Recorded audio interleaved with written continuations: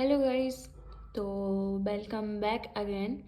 और जैसा कि हमने पिछले वीडियो में ये पूर्व मध्यकाल का जो अपन ने क्या प्रतिहार वंश पढ़ रहे थे, ठीक है, उसमें अपन ने पूरे के पूरे शासक पढ़ लिए थे और क्या रीज़न था जिसमें पूर्व मध्यकाल की स्थापना हुई।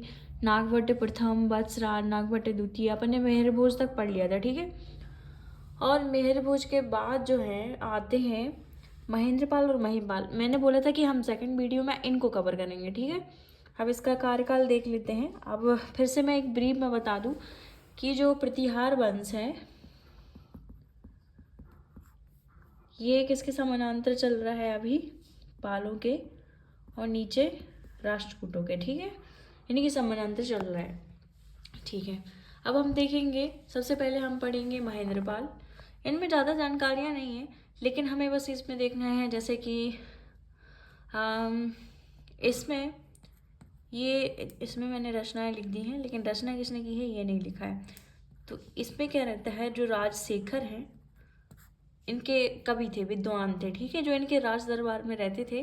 और इन्होंने कर्पूर मंजरी, मतलब कि ये जो रचना है राजशेखर की जो वाइफ थी अवंती सुंदरी, उन्होंने आग्रह किया था इनसे, तभी उन्होंने इनकी कर्पूर मंजरी की रचना की थी, ठीक है। विद्यासाल भंजिका, बाल भारत, बाल रामायण, ये क्या है, ये तीनों काव्य मीमांसा है, मतलब काव्य हैं। और हर विलास, भुवन कोश और काव्य मीमांस, सॉरी, ये जो तीनों हैं ये हैं कविताएं, और ये जो हैं ये नाटक हैं तीनों, ठीक है। ये मैंने के लिख दिया है, दैट मीन्स ये कविताएं हैं उसकी, और जो ये हैं ये नाटक हैं उसके, ठीक है। राजशेखर इन दोनों के दरबार में रहते थे, महेंद्रपाल और महिपाल दोनों के, ठीक है। इनकी ये जो रचनाएं हैं वो बहुत ज़्यादा इंपॉर्टेंट है और बहुत बार पूछी भी गई हैं, ठीक है, कि ये किसके दरबार में रहते थे, या फिर कोई भी आपको एक पर्टिकुलर रचना दे देगा और पूछ लेगा कि ये रचना किसकी है, ओके। और सेकंड, फिर ये कुछ मतलब कि कुछ देर तक तो इनके उसमें रहते हैं, लेकिन फिर ये कलचुरी शासक युवराज प्रथम के दरबार में चले जाते हैं। मतलब कि यदि कलचुरियों में भी पूछे तो ये राजशेखर उनके भी राज दरबारी कवि थे, ठीक है। तो कलचुरी शासक कौन थे, युवराज प्रथम, उनके शासन में भी ये चले जाते हैं, मतलब उधर भी उन्होंने कुछ अपनी रचनाएं लिखी थी। और इन्होंने क्या है, जो महेंद्रपाल है इनको कुछ उपाधि दी थी, जैसे रघुकुल तिलक, रघुकुल चूड़ामणि, ठीक है। और महिपाल को कौन कौन सी उपाधि दी थी, महिपाल को कुछ बड़ी ज़्यादा उपाधि दी थी, जैसे रघुकुल मुकुटमणि, मतलब 3 अक्षर आते थे इसमें, एक शब्द कहना चाहिए, 1 2 3। अब ऐसे पूछ ले, इसमें हम कंफ्यूज हो जाएंगे, लेकिन इसमें जैसे रघुकुल और फिर तिलक, रघुकुल फिर चूड़ामणि, तो इसमें 2 शब्द हैं, ठीक है। और जिसमें ये 3 शब्द हैं, जैसे रघुकुल, रघुवंश मुकुटमणि, 3 हो गए, रघुकुल मुक्तामणि, मुकुटमणि मुक्तामणि, बस ऐसे ही देखना है। और ये किसको मिली थी, महिपाल को, ठीक है। अब महिपाल के भी समानांतर कौन कौन थे तो इंद्र तृतीय, और फिर इसके बाद आते हैं कृष्ण तृतीय, ठीक है।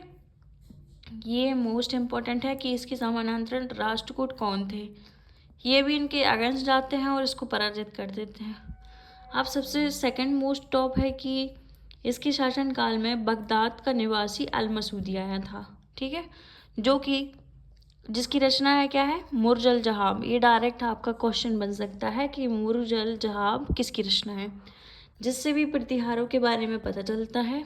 दूसरा, अब हम देखेंगे कि इन्होंने महिपाल प्रथम को क्या बोला है, बऊर, बऊर या बौरा, ठीक है। और गुर्जरों को क्या बोला है, अलजुर्ज, ओके, जुर्ज या अलजुर्ज, ओके।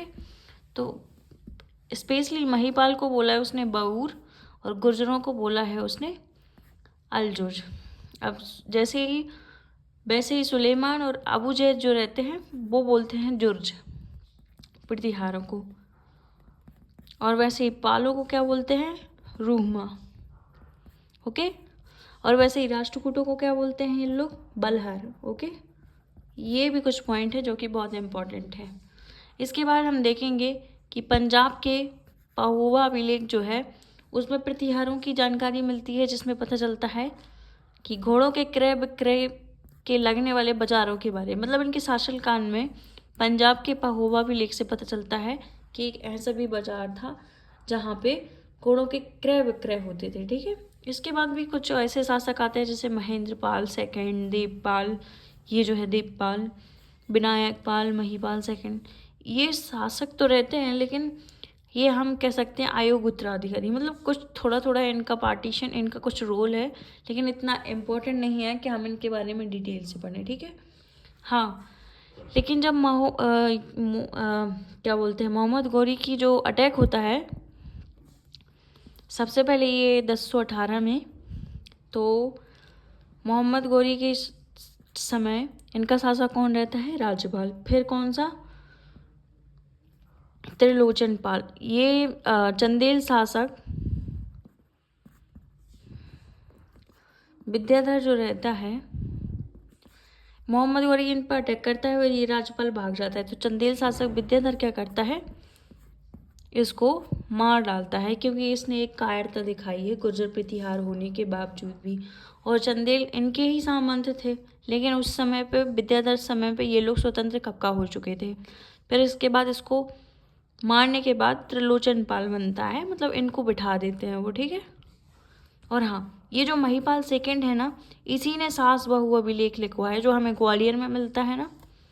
तो ये किसका है, महिपाल सेकंड का, ठीक है। महिपाल फर्स्ट का भी नहीं है, महिपाल सेकंड का।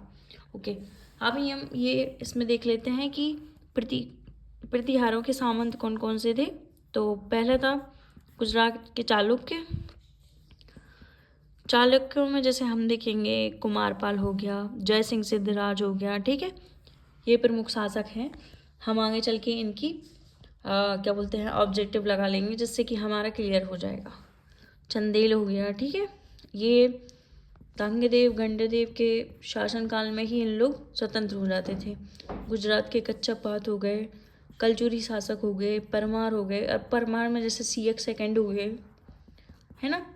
तो इसके काल में ये लोग स्वतंत्र हो जाते हैं इनके सामंत के रूप में, ठीक है। फिर ये चौहान हो गए, इसी में हम पृथ्वीराज चौहान पढ़ेंगे, ठीक है। और एक गहड़वाल हो गए, जिसमें जयचंद्र देखेंगे हम। 1194 का युद्ध देखेंगे हम चंदावर का, जो मोहम्मद गौरी और इनके बीच होता है, ठीक है। अब हम बात करें इनकी प्रशासन की, तो ये छोटे छोटे वंश हैं, इनका प्रशासनिक ज़्यादा जानकारी नहीं मिलती, लेकिन जैसे एक दो ऐसे शब्दावली जैसे दंड पासिक कैसे कहते थे वो पुलिस अधिकारी को, ठीक है। अश्व सेना इनकी सर्वश्रेष्ठ थी। अब इसके बाद हमें क्या करना है कि ये जितना भी अपन ने पढ़ा है इसके बारे में हम लगाएंगे ऑब्जेक्टिव, है ना। इन सारों को हम कवर कर लेंगे ऑब्जेक्ट के थ्रू। और अगली बार से हम क्या करेंगे, जो अपन पाल पढ़ेंगे, राष्ट्रकूट पढ़ेंगे, इन सबको ना अपन ऑब्जेक्ट के थ्रू करेंगे और उसी क्वेश्चन में हम उसकी डिटेलिंग बताते जाएंगे, ठीक है। ऐसे ही हमें ये पता चलता जाएगा कि कौन कौन से क्वेश्चन आते हैं, है ना, और उससे और क्या क्या रिलेटिव है जानकारी, ठीक है। तो ये हमने कवर कर लिया।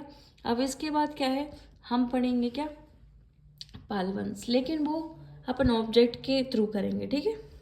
ओके, तब तक के लिए बाय बाय, थैंक यू।